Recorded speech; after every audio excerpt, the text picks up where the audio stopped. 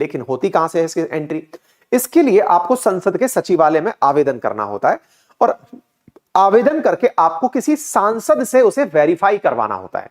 सांसद बताते हैं कि हां भाई ठीक है, इन्हें आने दीजिए। अब देखिए, सांसद जिस क्षेत्र का व्यक्ति होता है उस क्षेत्र के सभी लोग, उसके ऑब्वियस ही बात है कॉन्स्टिट्यूएंसी से अगर कोई आया है तो वो सांसद के अपने लोग हुए, और अगर वो सांसद की कार्रवाई देखना चाहते हैं तो सांसद की कार्रवाई को देखा जा सकता है। ठीक है साहब। लोकसभा में 15 नवंबर 2019 को जारी संसदीय और अन्य मामलों के संबंध में जारी दस्तावेजों के अनुसार सांसद को यह बताना होता है कि वे उन लोगों को व्यक्तिगत रूप से अच्छी तरह से जानते हैं। यानी 2019 से यह नियम है कि सांसद को यह बताना होगा कि ये उन्हें जानते हैं जिनके लिए वो विजिटर पास का आवेदन कर रहे हैं। यानी कि सांसद की सिफारिश पर ही संसद के अंदर विजिटर गैलरी में एंट्री होती है। नियम के अनुसार उन्हें आवेदन पत्र में लिखना होता है कि अमुक दर्शक मेरा संबंधी है या निजी मित्र है, जिसे व्यक्तिगत रूप से मैं जानता हूं या जानती हूं, उसकी पूरी जिम्मेदारी मैं लेता हूं अथवा लेती हूं। मतलब सांसद हैं या फिर महिला नेत्री हैं, उन्हें बताना होता है कि हम इसे जानते हैं। आवेदन पत्र में दर्शक का पूरा नाम, जानकारी स्पष्ट अक्षरों में लिखी जाती है। जानकारी की कमी या गड़बड़ी होने पर विजिटर पास जारी नहीं किया जाता। आवेदन पत्र में दर्शक का पता, संपर्क नंबर सहित संपूर्ण जानकारी मांगी जाती है। फिर उसका पुलिस वेरिफिकेशन होता है। जनरल विजिटर पास के लिए एप्लीकेशन विजिट की तारीख से एक दिन पहले हर हाल में निर्गम प्रकोष्ठ में देनी होती है। उसके बाद में जाकर पास जारी होता है। यह पास एक नियत समय के लिए ही इशू होता है। संसद की कार्रवाई के बाद आप उसके अंदर नहीं रुक सकते। सोचिए, इतनी ज्यादा सिक्योरिटी से बना हुआ पास एवे ही तो नहीं बना होगा। सिक्योरिटी का प्रोटोकॉल देखिए। सबसे पहले मेन गेट पर संसद के अंदर घुसते ही चेकिंग होती है। इलेक्ट्रॉनिक गैजेट्स और मेटेलिक जितने भी आइटम्स हैं आपके पहले ही रखवा लिए जाते हैं। इसके बाद पब्लिक गैलरी के अंदर जब आप चलते हो तब सुरक्षा के अंदर सुरक्षा कर्मचारी आपको डोर फ्रेम से होकर गुजारते हैं। वहां पर महिला सुरक्षा कर्मी, पुरुष सुरक्षा कर्मी पूरी तरह जांच करते हैं। जो एंट्री पास मिलता है उसे लिस्ट में से क्रॉस चेक किया जाता है। नाम, परिचय पत्र, फोटो से मिलाकर देखा जाता है। अंदर जाने से पहले दर्शकों को सारे नियम बताए जाते हैं। उन्हें बताया जाता है कोई नारा नहीं लगाना है, पर्चे नहीं फेंकने हैं, कोई भी आपत्तिजनक वस्तु फेंकने का प्रयास नहीं करना है, कूदने का प्रयास नहीं करना है।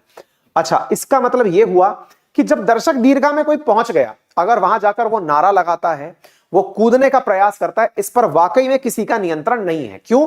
वो दिमाग में क्या लेकर जा रहा है इसके ऊपर सवाल नहीं खड़े किए जा सकते। वो व्यक्ति दर्शक दीर्घा से नीचे कूद गया, ये कोई टेंशन की बात नहीं है।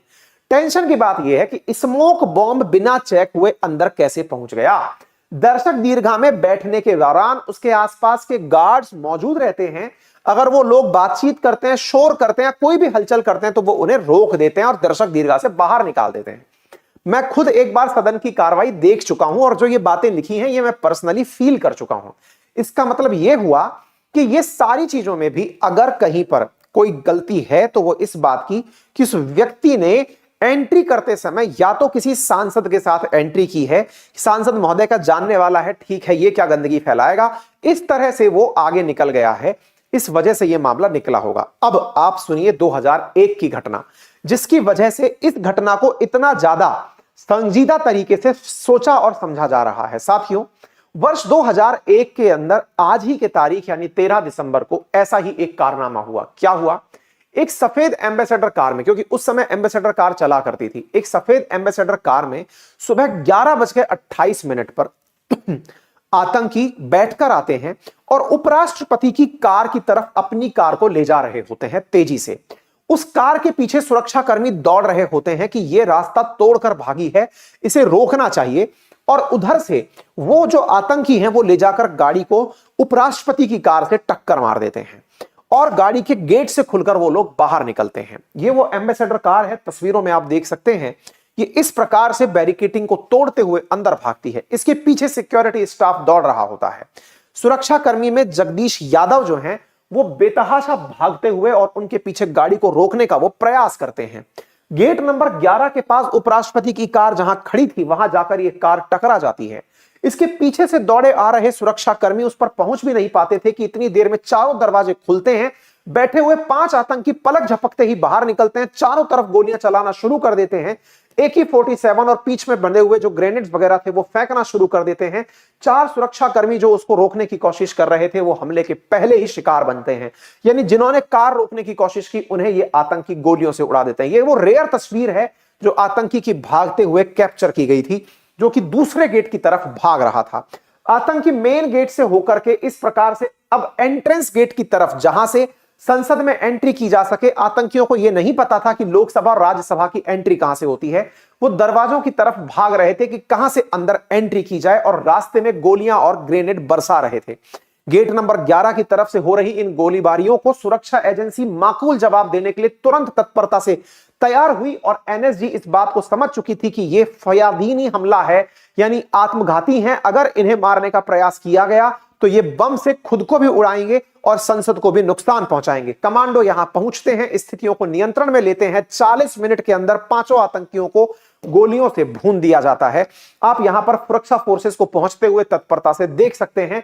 पोजीशन लिए हुए सुरक्षा फोर्सेस आपको यहां पर दिखाई देती हैं। भारत के 9 जवान इस पूरे की पूरे काम में, इस पूरे संसद की सुरक्षा में शहीद हो जाते हैं। हालांकि सुरक्षा बलों के द्वारा लिया गया जो सूझबूझ से कार्य था, उसकी वजह से एक बहुत बड़ी अनहोनी होने से टल गई, क्योंकि इनका मकसद अंदर पहुंच करके सांसदों को बंधक बना करके अपनी मांगे मनवाने का था। लेकिन सुरक्षा कर्मियों के चौकन्ना रहने से ऐसा कोई भी सपना उनका पूरा नहीं हो सका। आतंकी ढेर हो गए। आतंकियों के ढेर होने पर धीरे धीरे यह ढूंढा गया कि ये पहुंचे कैसे। 13 दिसंबर के दिन हुई इस घटना की जांच होते हुए 15 दिसंबर को पहुंची, और जानकारी निकलकर आई कि जैश-ए-मोहम्मद नाम का एक आतंकी संगठन है जो कि जम्मू कश्मीर से ऑपरेट कर रहा है। उसके आतंकियों के द्वारा यह हमला प्लान किया गया, और इसी के अंदर एक नाम निकलकर आया अफजल गुरु नाम के आतंकी का। अफजल गुरु को तत्काल प्रभाव से पकड़ करके उसे 10 दिन की पुलिस रिमांड पर भेज दिया गया। लेकिन 2001 से 2005 आ गया, लेकिन उसे ना तो कोई फांसी हुई, बस ट्रायल और फांसी की सूचनाएं ही समाचारों में चलती रही। इस बीच में जो हमारे शहीद हुए नौजवान थे, इन नौजवानों के परिवारजनों को और 16 घायल सैनिकों को सरकार के द्वारा वीर चक्र, शौर्य चक्र पुरस्कार भी दिए गए। पुरस्कारों को सुरक्षा कर्मियों को मिले, इन पुरस्कारों को, इनमें आप देख सकते हैं जगदीश प्रसाद यादव, कमलेश कुमारी और मातबर सिंह नेगी को अशोक चक्र, नानक चंद्र, ओम प्रकाश, घनश्याम, रामपाल, विजेंद्र सिंह को कीर्ति चक्र, संतोष कुमार, वाईवी थापा, शामवीर सिंह और सुखविंदर सिंह को शौर्य चक्र दिया गया। आज हम अपने अंकित परिवार की तरफ से इन जाबाज सिपाहियों को याद करते हुए श्रद्धा सुमन और श्रद्धांजलि पूरे अंकित परिवार की तरफ से अर्पित करते हैं।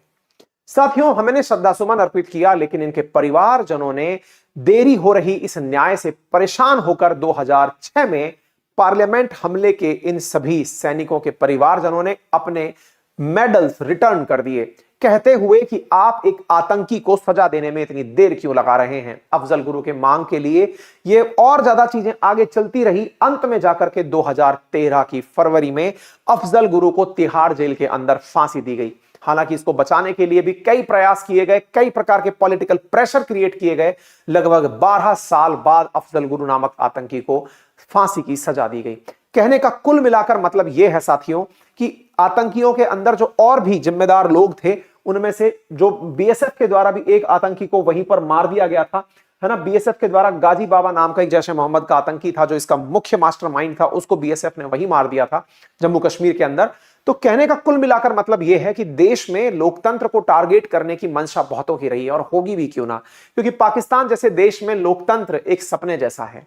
वहां लोकतंत्र नहीं है तो जिस देश में है वो उनके लिए देखना बड़ी मुश्किल बात है। और दुनिया के हर उस देश को जिसे भारत जैसा संपन्न